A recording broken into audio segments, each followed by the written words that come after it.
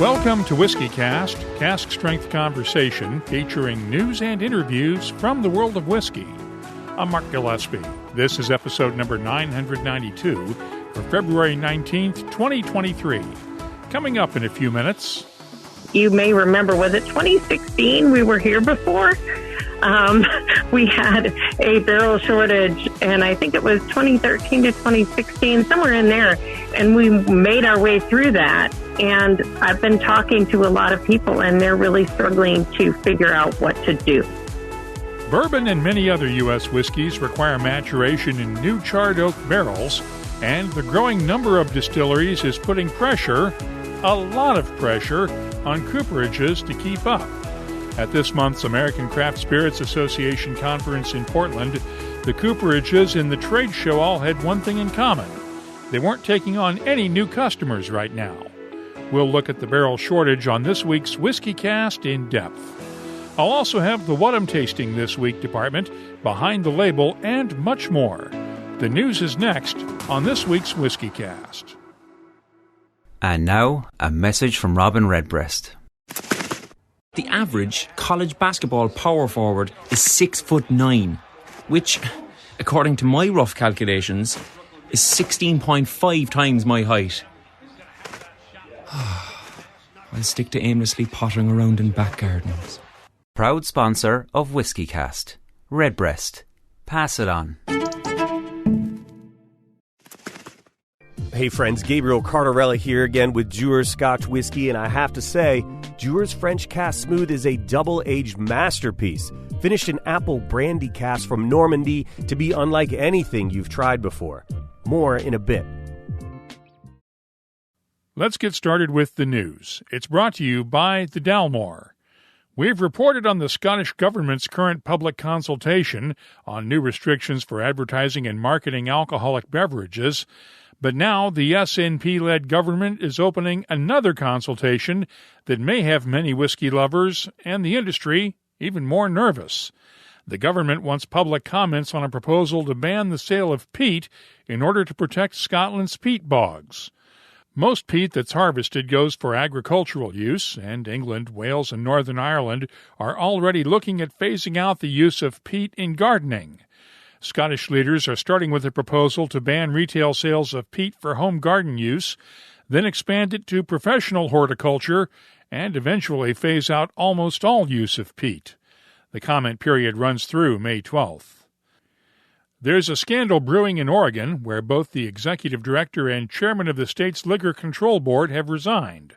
Governor Tina Kotek is cleaning house at the agency after the Oregonian newspaper broke details of an internal investigation at the agency last year.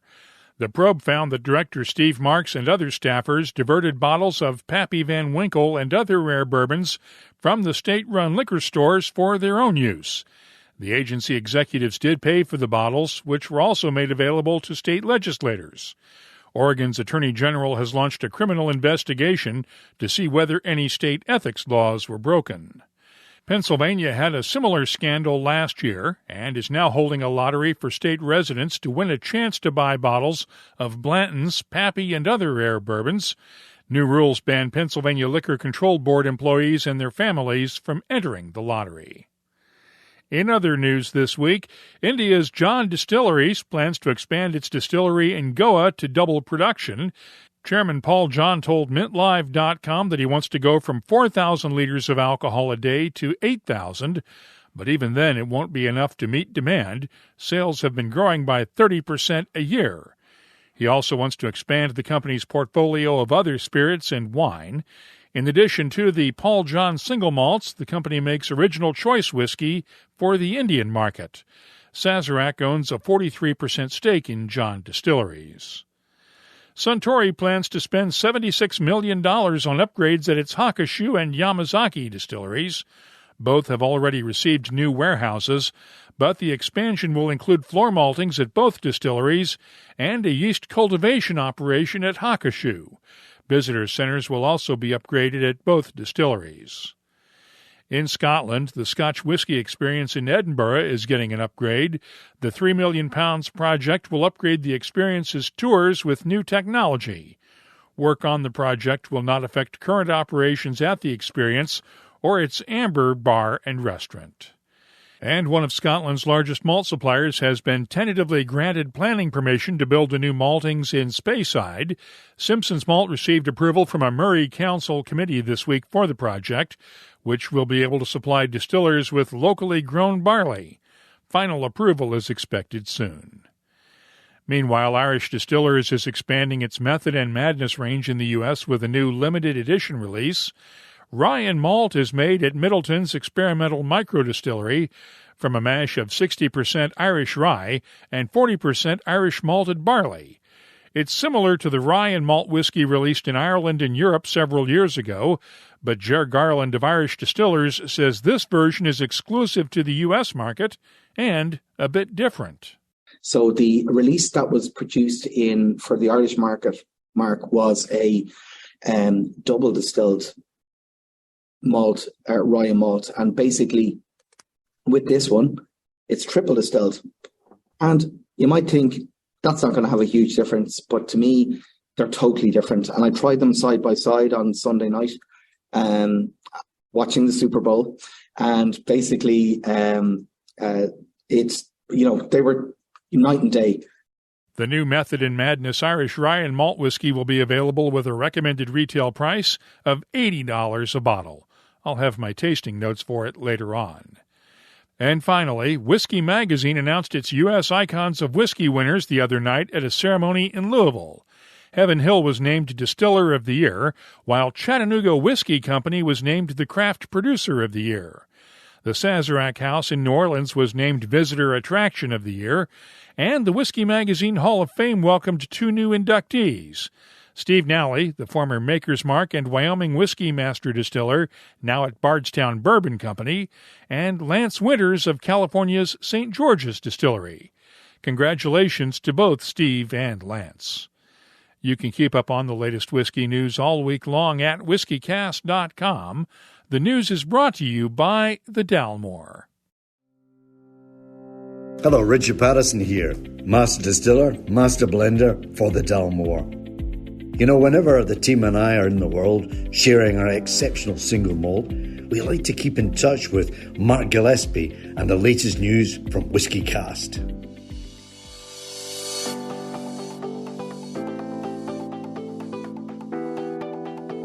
Time now for the WhiskyCast calendar of events.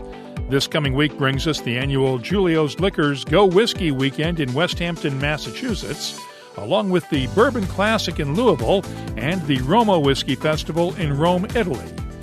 Whiskey X Miami is on March 2nd, and the Southeast Whiskey Festival starts that same night in Wexford, Ireland, and runs through the weekend.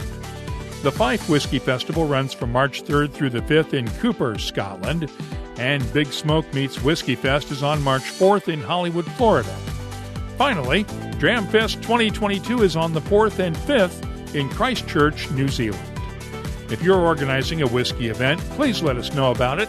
We'll add it to the calendar at whiskycast.com.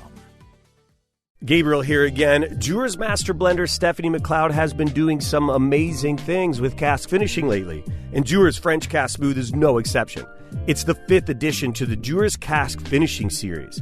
This 8-year whiskey is double-aged, then finished in Calvados casks to blend together the best of Scottish distilling and aging with the finest in French brandy maturation. The nose is sweet honey and citrus in perfect balance. Taste it, and you'll get this unmistakable note of baked apple, citrus, and a hint of cinnamon spice.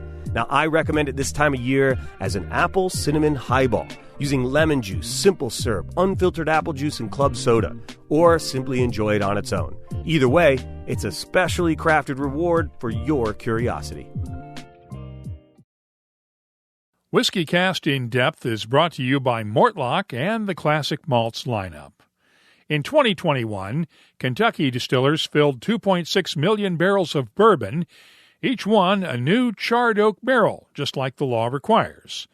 Other states don't track bourbon production specifically, but if we look at more than 2,000 distilleries operating now in the other 49 states, it's easy to get to somewhere between 3.5 to 4 million new barrels that are needed every year, not to mention what makers of other spirits and wine need.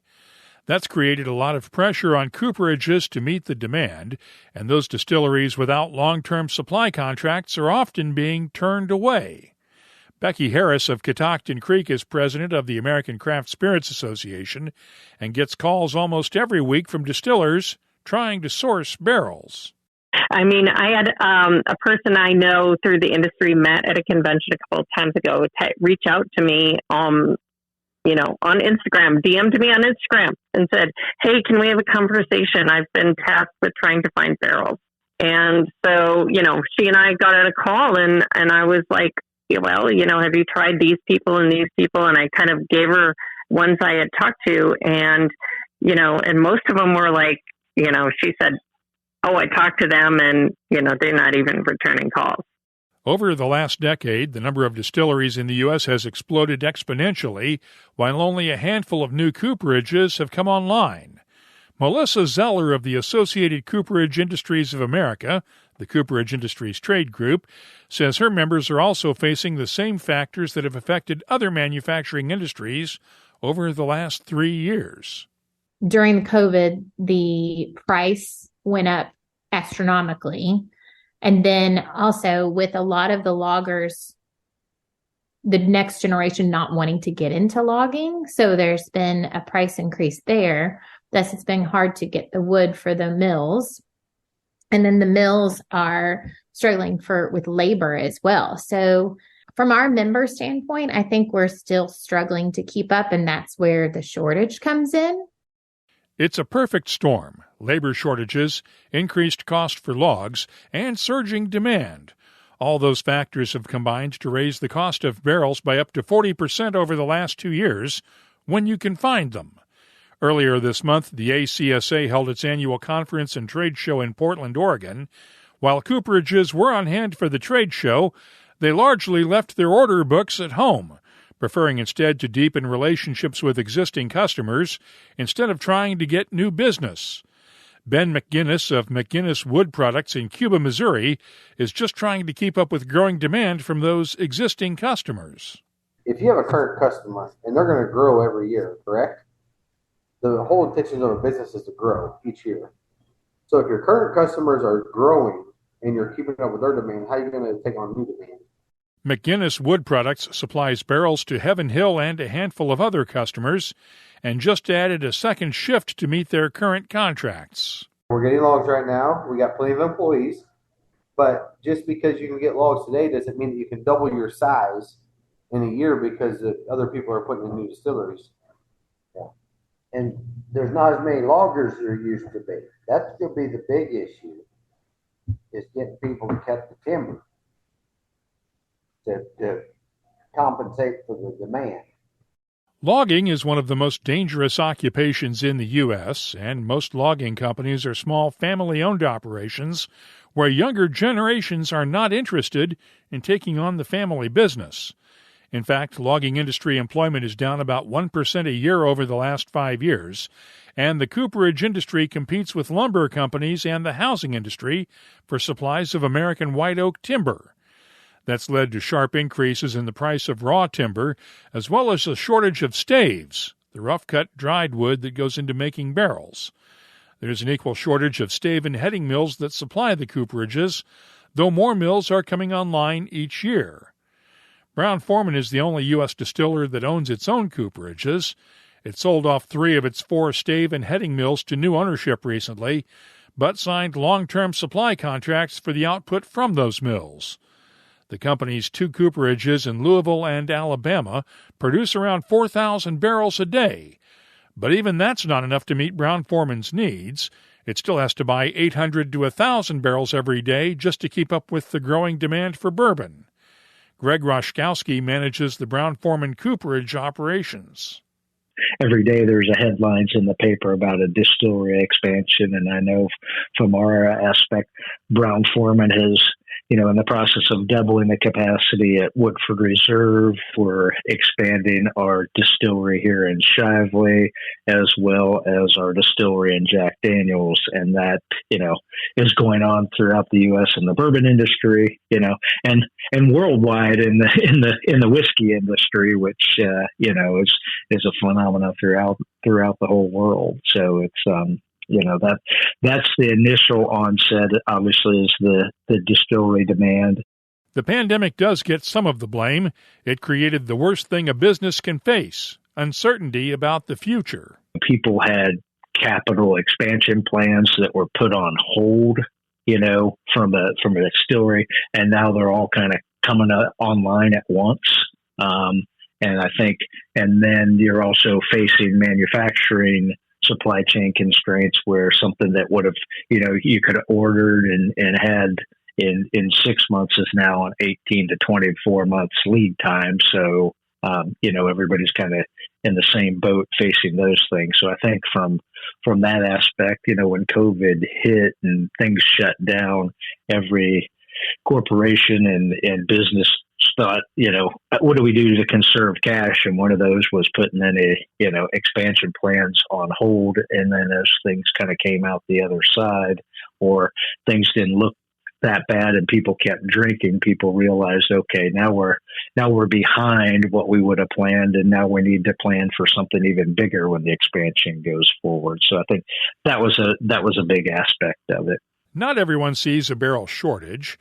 Independent Stave CEO Brad Boswell said in an email that the opening of his third cooperage and expansion industry-wide means there's no shortage of barrel-making capacity, but he does see the need for more stave and heading mills. Independent Stave is currently building its 9th stave mill in Batesville, Arkansas, and Boswell expects to announce plans for a 10th stave mill soon. It's investment like that will trickle down through the industry, according to Greg Washkowski. It's going to require future investment in cooperages and stave mills, and it's one of those things when you're looking at from a standpoint of whiskey, and the demand is increasing at the consumer level. So usually, from a capital investment side, it's easier. What's closer to the consumer is more easily justified the capital expense, whether it's, first comes probably the distillery expansion. Okay, we can fund that. Then comes the, warehousing. We have to fund that if we're going to continue to grow. And then the bottling side, yes, we need bottling. And, so sometimes down the line, the cooperaging and the stave and heading doesn't necessarily get that investment because, we're one of the only companies in the world that is its own distilling and manufactures its barrels. But for, most of the others, there's just the cooperage, they're selling barrels, right? And the margins aren't nearly, on the cooperage side and stave and heading side, the margins aren't nearly as the size they are on the alcohol and distilling side. So that's one thing, just, like I said, from a pure capital investment, expanding cooperages, ever since we built our one in Trinity, since that time,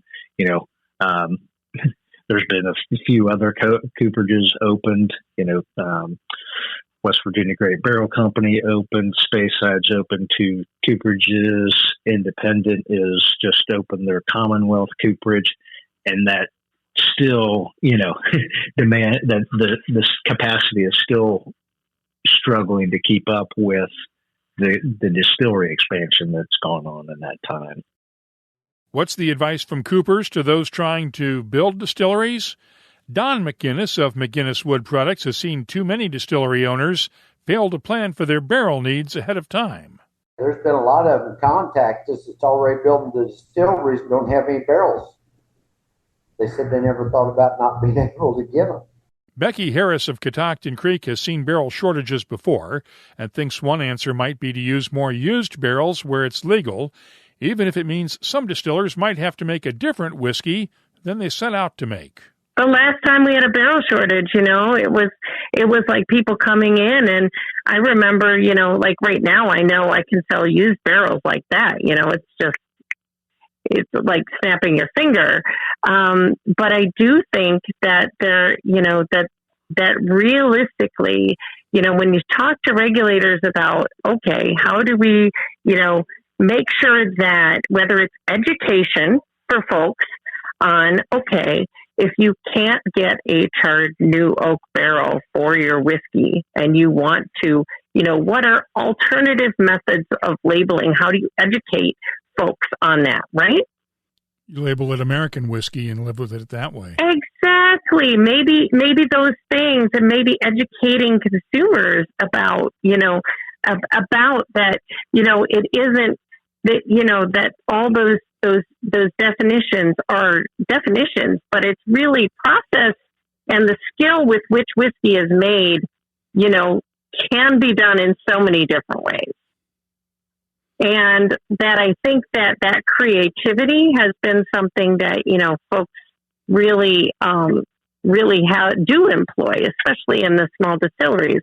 But I think, maybe there is education that can happen there to help folks, okay, here's how we, if you're using used cooperage and you're making a corn whiskey or you're making a rye whiskey, this is how this can be delineated on your label. Harris also believes there may need to be a discussion at some point within the industry over whether used barrels that have been shaved and recharred could in some way qualify as new barrels. That's a discussion that the cooperage industry is not ready to have just yet, though. That's WhiskyCast In-Depth. It's brought to you by Mortlach, whiskey's best-kept secret. Hidden away for decades in some of the world's most famous Scotch whiskies comes a single malt inspired by an original for a fortunate few. Discover the entire Mortlach lineup at malts.com. And now, a message from Robin Redbreast. So, in Spain, they call Redbreast Petit Roco. It's me, but a touch more exotic. Kind of like a Redbreast PX edition. Finished in Pedro Jimenez casks, adding a velvety and decadent dimension. I won't lie. A climate like this makes me wish I was a migratory bird. Proud sponsor of WhiskyCast. Redbreast. Pass it on. Let's start off the What I'm Tasting This Week department with the Method and Madness Irish Rye and Malt Whiskey we heard about during the news. It's bottled at 40% ABV, and the nose has notes of cereal, star anise, candied oranges, and caramel. The taste starts off with a honey sweetness, followed by slowly building spices with cinnamon and white pepper, along with touches of chocolate and toasted oak. The finish is dry and minty with a touch of menthol. I'm scoring the Method and Madness Irish Rye and Malt Whiskey a 93. Next up, the Sagamore Spirit Reserve Series 8-year-old rye. It's bottled at 55.7% ABV, and the nose has touches of baked apples, cherries, cinnamon, clove, candied orange slices, and smoked vanilla. The taste is full of cinnamon, ginger root, orange peel, a hint of nuttiness, vanilla, and toasted oak, while the finish has lingering spices and hints of apples, cherries, molasses, and oak. I'm scoring the Sagamore Spirit Reserve Series 8-year-old rye a 92. Finally, I received a sample the other day of the Heaven Hill Heritage Collection 20-year-old corn whiskey. This one is bottled at 57.5% ABV, and the nose has touches of buttered popcorn, honey, vanilla, oak, and a hint of tobacco leaf. The taste has notes of cinnamon, black pepper, a hint of walnuts, oak tannins, honey, and a hint of sweet corn that comes out as the spices start to fade. The finish is long with lingering oak and wood spices with a subtle sweetness. I'm scoring the Heaven Hill Heritage Collection 20-year-old corn whiskey a 91. I'll be adding these tasting notes to our searchable list of more than 3,400 different whiskeys from all over the world. Check it out this week at whiskycast.com. Let's close out the show now with Behind the Label, our look at the history, science, and people who make whiskey unique. It's brought to you by Writer's Tears. There are a lot of myths and misconceptions surrounding whiskey, and every so often we need to puncture those myths and shed some light on the facts. For instance, the common perception is that if a whiskey is labeled as straight, that it can't have any coloring or flavoring materials added. Not so fast, my friends. This is where things get tricky. Straight bourbons, straight malt, straight rye, straight wheat, straight corn, and straight rye malt whiskeys cannot have any flavorings or colorings added to them. However, according to the TTB's Beverage Alcohol Manual, blended versions of those whiskeys, such as a blend of straight bourbons, can have so-called harmless coloring, flavoring, or blending materials added, as long as they don't exceed 2.5% of the total volume, and there is no requirement to disclose that on the label. Here's another one for you. There's a myth that Jameson sales in the U.S. account for 70% of all Irish whiskey sales worldwide. Not quite, but close. We do have data this week that proves that out. Irish Distillers reported its half-year financial outlook this week and said Jameson U.S. sales accounted for 2.5 million cases sold. Let's assume that the second half of the year goes just like the first, and about 5 million cases of Jameson are sold in the U.S. this year. Irish whiskey sales worldwide this year are forecast to reach 12.6 million cases, according to Euromonitor. That would make Jameson's U.S. sales of 5 million or so about 40% of all global Irish whiskey sales. A large market share, yes, but not quite 70%. What are some of your favorite myths about whiskey? Share them with us on social media or the contact form at whiskycast.com, and we'll do a truth test again on an upcoming episode. Behind the Label is brought to you by Writer's Tears. Writer's Tears Copper Pot, an 18th century style of premium Irish whiskey, blended from single pot still and single malt. Like yourself, it's one of life's treasured rarities, and what's rare is wonderful. Writer's Tears Copper Pot. That's all for this edition of WhiskyCast. You'll find links for the stories in this episode in our show notes at whiskycast.com. That's also where you'll find the latest whiskey news, my tasting notes, the calendar of events, the whiskey photo of the week, and, of course, a complete archive of past episodes going all the way back to 2005. Get in touch with us on Twitter, Instagram, and Facebook at WhiskyCast. The email address is comments@whiskycast.com.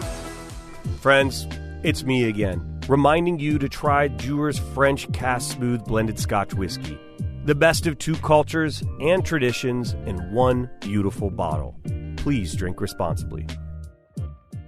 And now, a message from Robin Redbreast.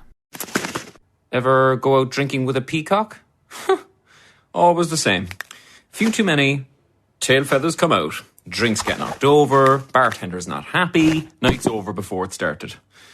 All I'm saying is, don't be the peacock in your group. Proud sponsor of WhiskyCast. Redbreast. Pass it on. WhiskyCast is a production of Cask Strength Media, copyright 2023, and comes to you from the charming, yet regrettably dry town of Haddonfield, New Jersey.